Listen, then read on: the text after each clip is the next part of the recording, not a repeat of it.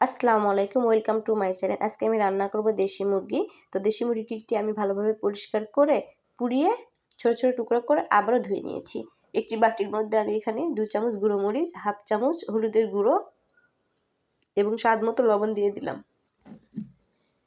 এই উপকরণগুলো আমি একটি পেস্ট তৈরি করে নেব। এর জন্য এর মধ্যে আমি সামান্য পরিমাণ পানি দিয়ে দিব। তো আমি পানিটা দিয়ে দিচ্ছি এবং ভালোভাবে চামচের সাহায্যে নেড়ে একটি পেস্ট তৈরি করে নিচ্ছি। আমার এখানে আর একটু পানি লাগবে, তো আমি আবারও পানি দিয়ে দিলাম। এটি ভালোভাবে আমি নাড়াচাড়া করে নিচ্ছি।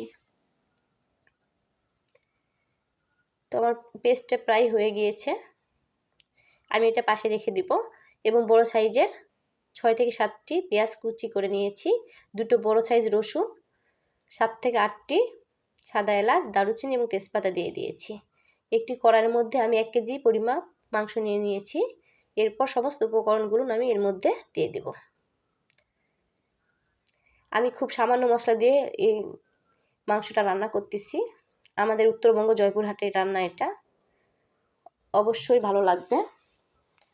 তো আমি এখানে 5 থেকে 6টি কাঁচামরিচ দিয়ে দিলাম এবং আদা রসুনের পেস্ট দিয়ে দিচ্ছি 3 চামচ।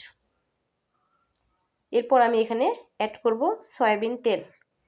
সয়াবিন তেলটি আমি এখানে 1 কাপ দিব এবং হাতের সাহায্যে আমি এটা আলতোভাবে একটু মেখে নেব, যেন মাংসের মধ্যে মশলাটা ভালোভাবে পৌঁছে যায়। এই জন্য আমি এটা নাড়াচাড়া করতেছি।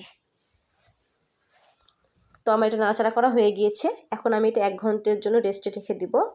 এতে করে মাংসটা সফট হবে। এই জন্য আপনারা চাইলে সঙ্গে সঙ্গেও রান্না করতে পারেন, কোনো সমস্যা নেই। তো আমার 1 ঘন্টা হয়ে গিয়েছে। আমি এখন এর মধ্যে সামান্য পানি দিয়ে দিব। এখানে আমি দিয়ে দিয়েছি প্রায় 200 গ্রাম পরিমাণ পানি, কারণ দেশি মুরগির মাংস সিদ্ধ হতে অনেকটা সময় নেয়। এই জন্য একটু পানির পরিমাপটা আমি বাড়িয়ে দিয়েছি এবং চুলা মাঝারি করে আমি এটা রান্না করে নিচ্ছি। আপনাদের দেখানোর জন্য এটা ওপেন করলাম 5 মিনিট পরে। একটু আলতোভাবে নাড়াচাড়া করে দিচ্ছি।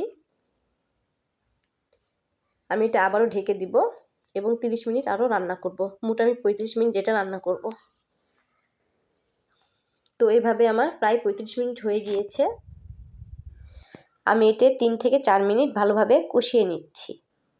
তো আপনারা এইভাবে ধৈর্য সহকারে এটি কষিয়ে নেবেন। দেশি মুরগি সিদ্ধ হতে একটু সময় নেয়, এই জন্য এটি ভালোভাবে কষিয়ে নেবেন ধৈর্য সহকারে। আমার রান্নাটা প্রায় 90% হয়ে গিয়েছে, মাংসটা 90% সিদ্ধ হয়ে গিয়েছে। তো আমি এর মধ্যে পানি অ্যাড করব। আমি এখানে 300 গ্রাম পানি অ্যাড করতেছি। আমি একটু ঝোলটা পাতলা করব। দেশি মুরগির পাতলা ঝোল অনেক ভালো লাগে। তো আপনারা যদি মাখা মাখা করেন তো পানির পরিমাণটা কম দিবেন, 150 গ্রাম বা 200 গ্রাম পানি দিতে পারেন। আমি এটা আবারও 4 থেকে 5 মিনিট রান্না করে নিলাম। এরপর চুলাটা আমি অফ করে দিলাম এবং ভাজা জিরা হাফ চামচ গুঁড়ো দিয়ে দিচ্ছি। এরপর আলতোভাবে একটু নাড়াচাড়া করে আমি এটি পরিবেশন করতেছি।